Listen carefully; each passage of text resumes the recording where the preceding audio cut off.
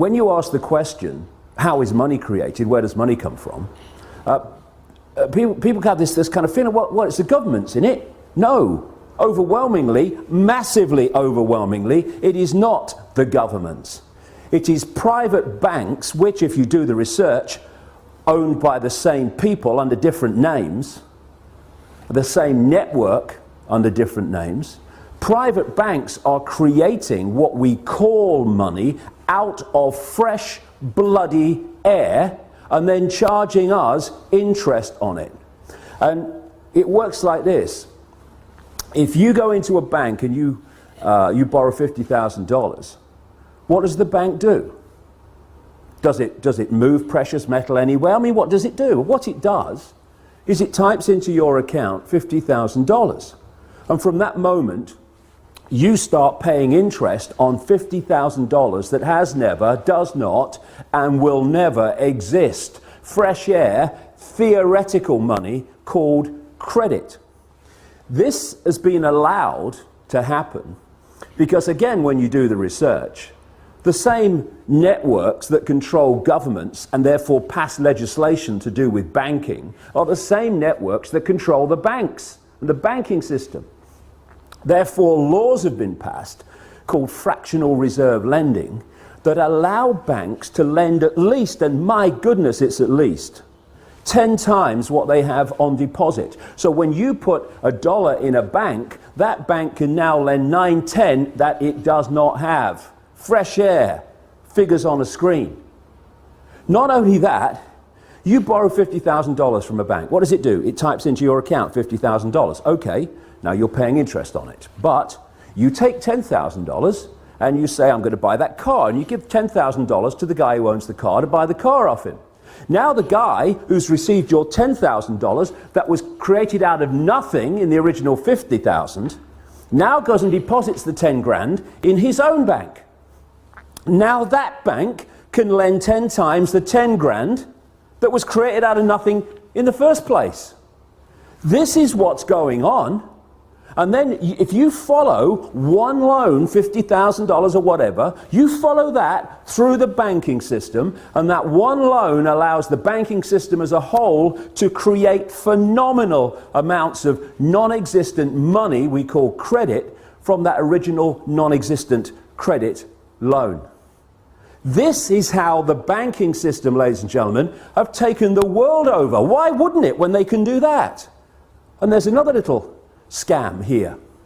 All written in on purpose, cold, calculated. When you go into a bank and you borrow $50,000, the bank creates, even in this theoretical, ludicrous way, $50,000.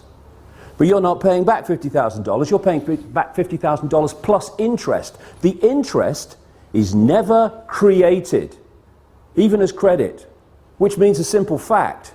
At any point in time, coldly calculated, designed to be, there is never anything like enough units of exchange, money, in circulation to pay back all the principal on the debt and all the interest on the outstanding debt. Therefore, people losing their homes, losing their businesses, losing goodness knows what else that they've worked for, is built into the system.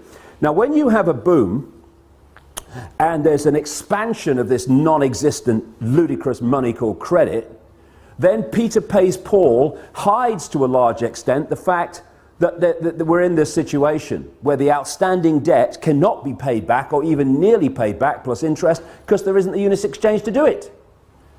But when you go into a recession or a depression and there is a contraction of those ludicrous units of exchange in circulation, then it becomes blatantly obvious that there's not enough units of exchange to pay back all the interest on the debt and all the principal, and that's why you get this explosion, which we've got now, of people losing their homes, losing their businesses, losing their land, their farms, etc. And all these tent cities that are appearing around the world. And so we have a system where the private banks, in the end controlled by the same network, not least around the House of Rothschild and others, the Rockefellers too, in America, have been given this level of power to create money and dictate completely, beyond governments, global finance. And that's why they're able to create booms and busts at will. That's why when they want to create a bust and a depression, which they have now, what do? They refuse to issue the same amounts of ludicrous credit units of exchange. And what do we call it? Oh, the banks have got a credit crunch. A credit crunch, what's that? It's suppressing the amount of money in circulation, so by definition creating this situation we're in.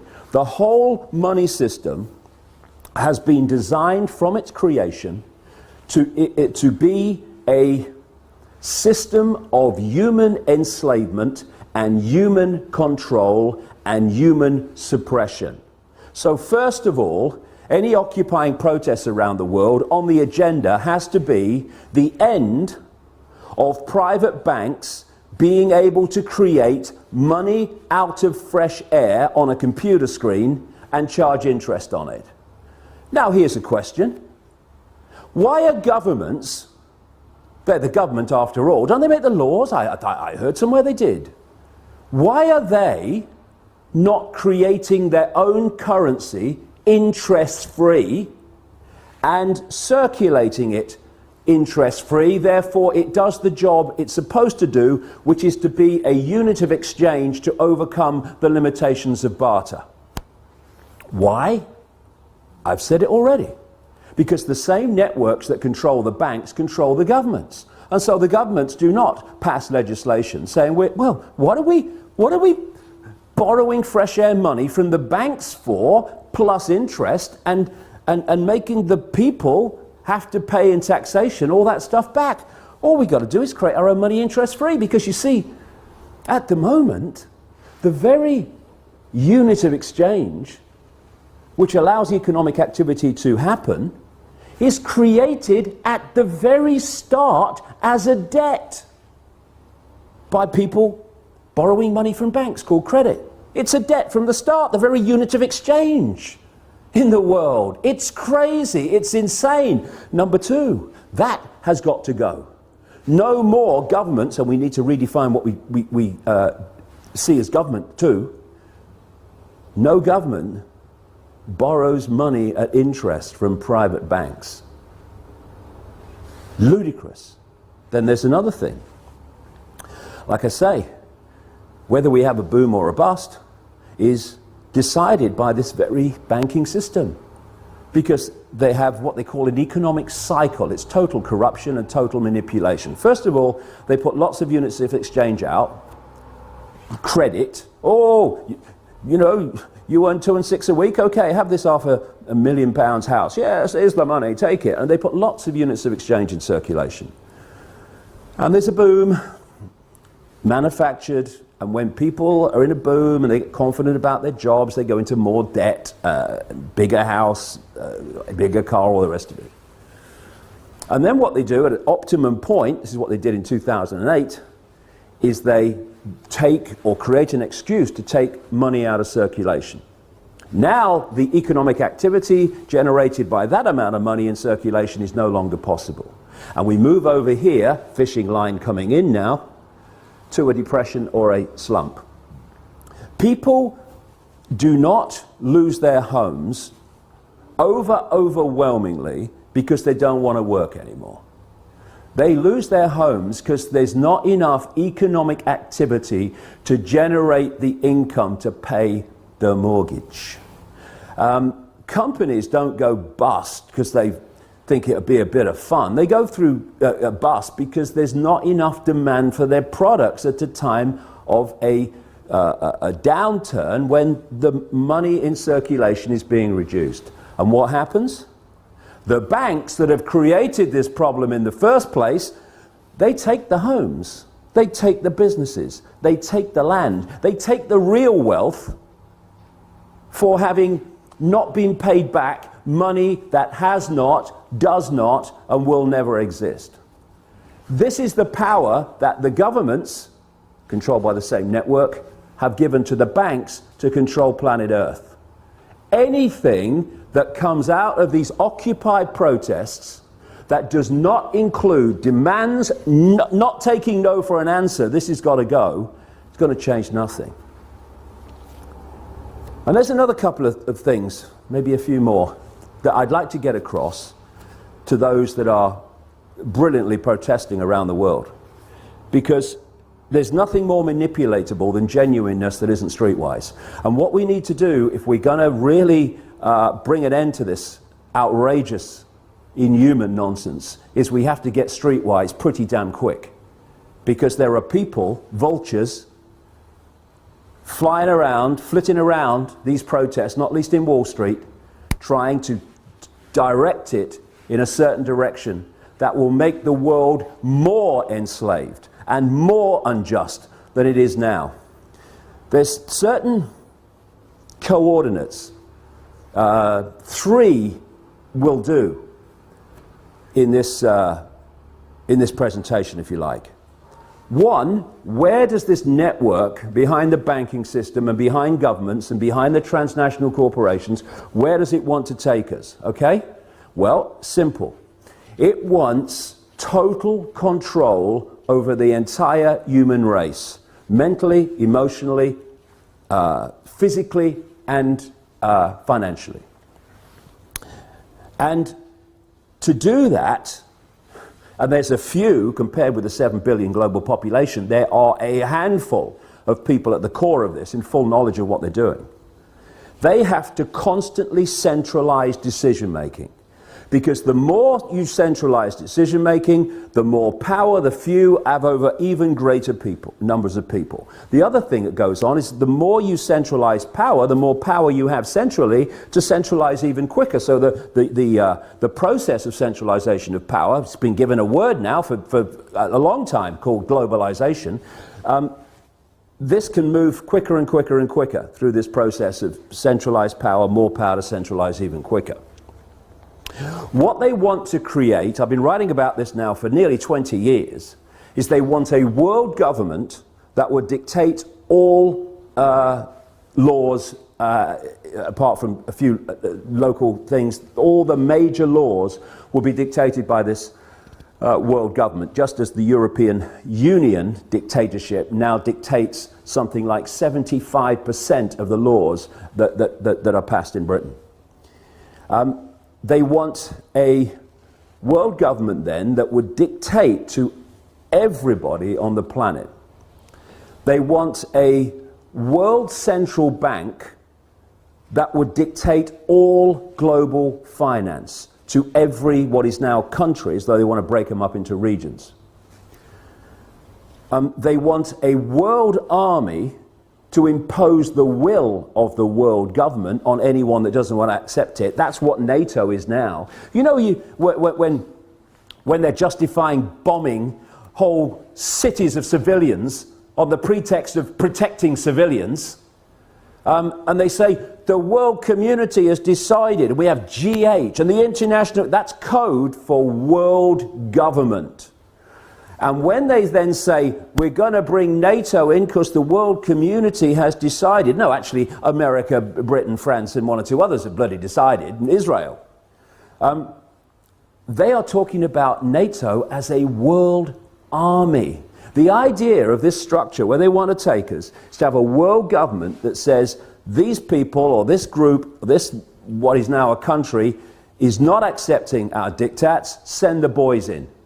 And that's what we've seen in Libya. That's what they're trying to bring in Syria. That's what we're seeing increasingly around the world. The international community has decided, send the boys in. NATO, de facto world army. International community, G8, de facto world government. We're seeing it being moved into place. They want a world single electronic currency that would replace all other currencies. No more cash. So now you go into a shop or something, you hand over electronic money, a credit card. The computer says, no, won't accept your card. You least now, still, although it's going out of circulation at an extraordinary rate, you can still say, okay, I'll pay cash. What about when there's no cash and that computer says no to your credit card or your microchip as it's designed to be eventually? That's deciding if you purchase or not. It's all about control. And so they want this world currency, and that's what we're seeing in Europe now. People say, oh, the euro's not working. Look. No, it's not. And you know why? Because it's not supposed to work. It's just a stepping stone. You had all those currencies in Europe, in Italy, in France, all these different currencies. They wanted on the process of getting to this world currency to get rid of them. So they replaced them all, nearly all of them anyway, with the euro. Now all those currencies in one fell swoop gone. Now we're down to one in Europe, in most countries, the euro. So now what do? They want to make the euro not work as the next stage of getting more and more into this, towards this one world currency. So, another thing to mark the card for anyone involved in these Occupy protests, if any suggestion comes along that we should go to some form of world government, or to, and they're even talking about it now, to a world central bank and all this stuff, no, no, no. Listen, it's centralization of power in this world that has got us into this mess. If you have diversity of decision making, there's so many points of decision making, no cabal at the center can dictate that or manipulate that on anything like the scale that it can when you have centralization of power. So we've got the European Union, we've got which is a fascist dictatorship or communist dictatorship, whichever we want to call it. We've got this single currency and all the rest of it, all this economic disaster in Europe, all manipulated on purpose, as it is in America and elsewhere. And I'm seeing people say, well, the answer to all the problems caused by this constant centralization of power, we need more centralization of power. Let's go to a world level now. And yet, as I've shown in my books for 20 years, this is exactly what the plan has been all along. And if we're not very, very careful, many of the Occupy protesters are going to be manipulated, unless they get streetwise about the game and how it's played. They are going to get manipulated into accepting, even demanding, a solution to a problem that is going to make the problem even worse and the enslavement of humanity even more extreme.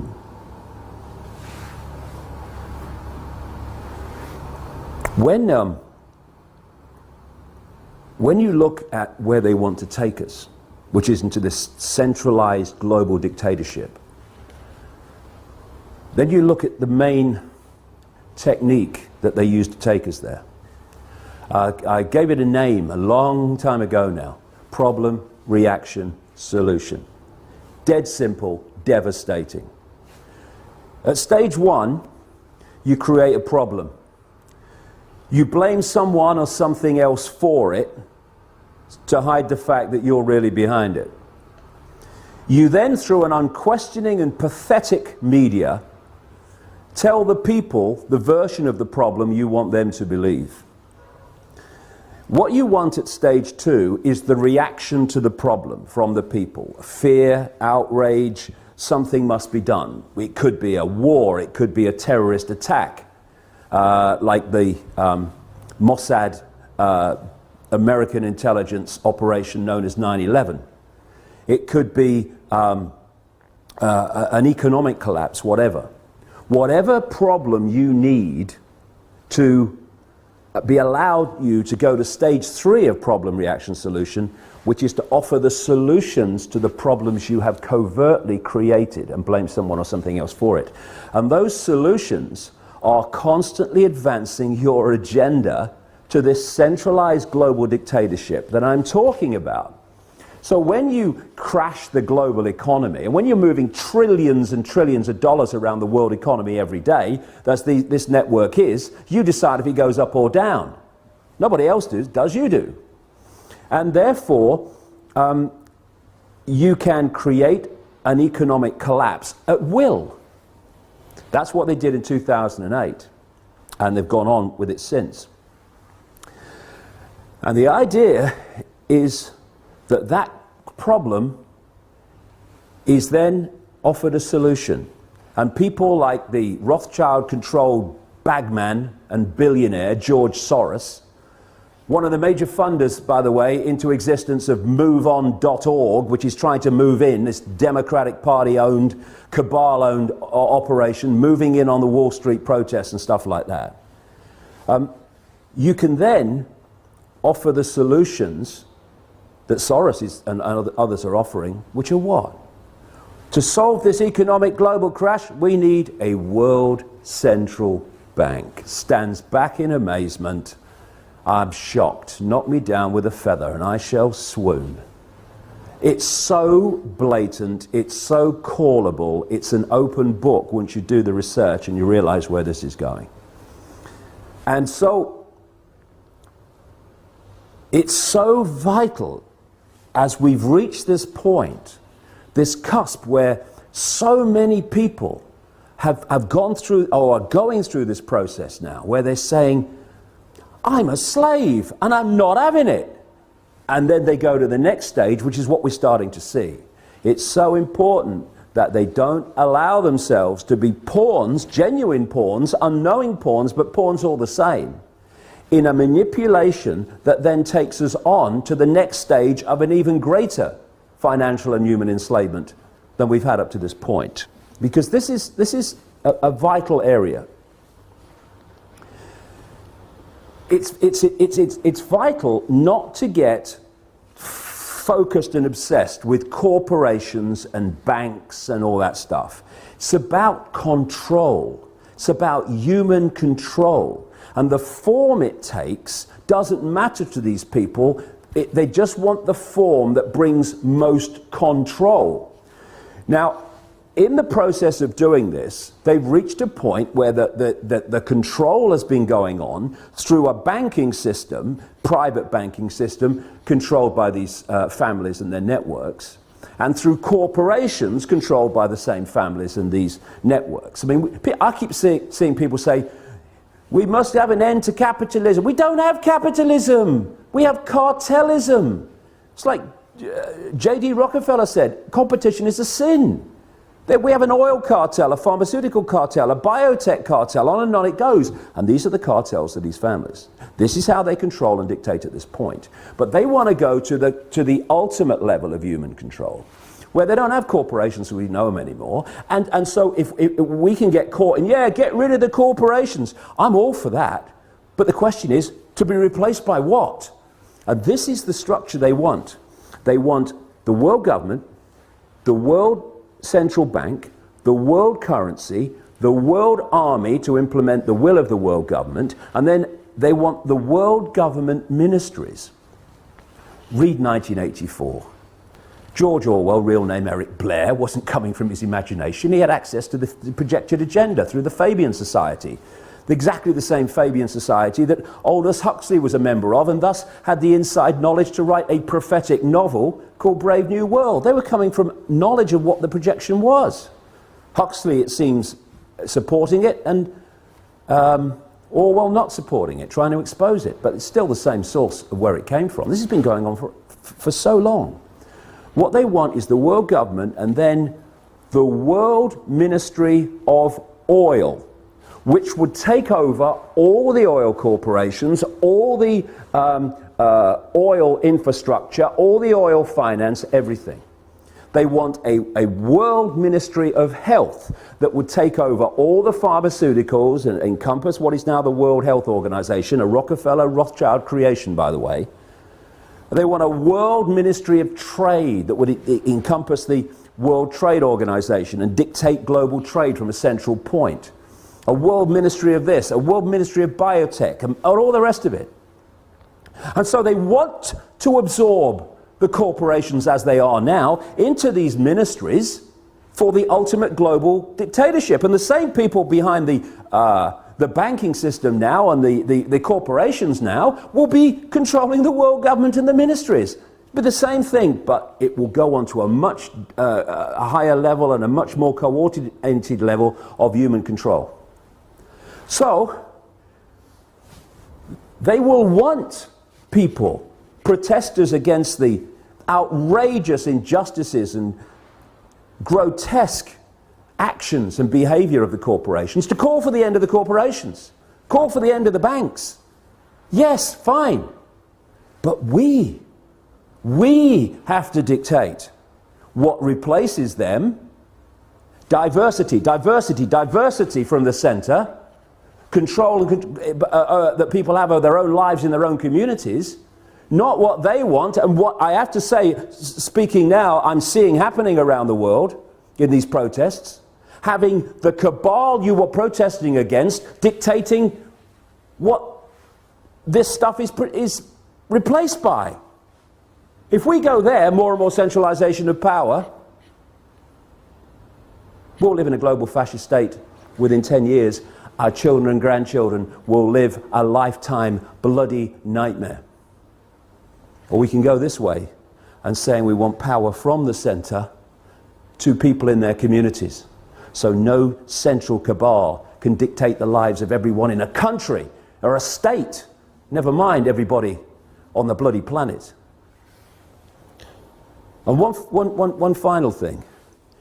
You know, these organisations that move in, like moveon.org, I mean, I wish the bloody would, sooner the bloody better, that are Soros funded and Democrat Party controlled and all these people. And then I mean, if people, you know, a lot of the people in the protests, if they hear this bit, they'll be going, boo, what are you doing? Because I've seen them do it to people. Global warming caused by humans is a bloody giant hoax. It's been created to justify dramatic changes in society and control in society to advance this very agenda I'm talking about. Because if you're playing problem, reaction, solution, and you want, therefore, to present global change, you've got to generate global problems to which you can offer global solutions.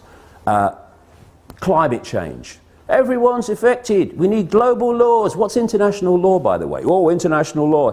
International law is law that everyone on the planet is supposed to obey. This is the world government international law coming into place. Anyone does a modicum of basic scientific research, they will see that human-caused climate change, notice it's climate change since temperatures started falling. When they go up again in the sun cycle, it will be global warming again. But do a modicum of research and you find that the whole idea was a scam. Anything that Al Gore's involved is a scam by definition. He knows nothing else. And yet, we're having these organizations like, was it 350.org and these others? Oh yes, we must have climate change legislation. Yes, come on, build me prison a bit more. Give me some carbon tax. Let's have it. High five. Because that's the way we've got to solve the problem. The way we solve the problem, we take our freaking minds back and stop having them dictated by other people. You must believe this, you must believe that. And you know, again, this might upset a few people, but you know I don't care. When I see around some of these protests someone on a microphone speaking the words and then everyone repeats the sentence, then he says another sentence and everyone repeats the sentence, and we want freedom. People say to me, oh yeah, but that's giving everyone a voice. No, it's not. It's giving them the right to repeat what he's saying. It's not giving them a voice. It's turning them into groupthink, which is how we got into this mess. Individual think, unique think. That is what will get us out of it. Breaking out of these patterns of collective response and behavior. So, I'm not interested in 350.org. Take your bloody nonsense about climate bloody change and go somewhere else. We're trying to bring about real change here, not selling another aspect of a global agenda. And moveon.org and everyone like you go and do your bloody work somewhere else. Take your Soros money somewhere else. This is going to be a revolution that's going to make a difference. It's going to be a revolution of people, not organizations, not cooperating with their own enslavement, individually, and yes, together, collectively. This is a great opportunity to make a difference. But we need to get streetwise, and we need to get these parasites of the genuine energy of the people who've concluded I'm a slave and I'm not having it, out of this whole deal. Because if we don't, they'll take it over and they'll do what every other one has done when it seems like some change is taking place. Look at Obama. Change, I stand for change. No, you don't. You stand for business as usual, and then some, as we've seen. It's just a word. Real change happens in changing real lives, not in spouting the fricking syllables change or change. One syllable, two syllable, one syllable. It doesn't bloody matter, does it? Because when Obama says it, it could be 50 bloody syllables. Nothing's going to change for the better. Because he ain't there to do that. So we have to do it.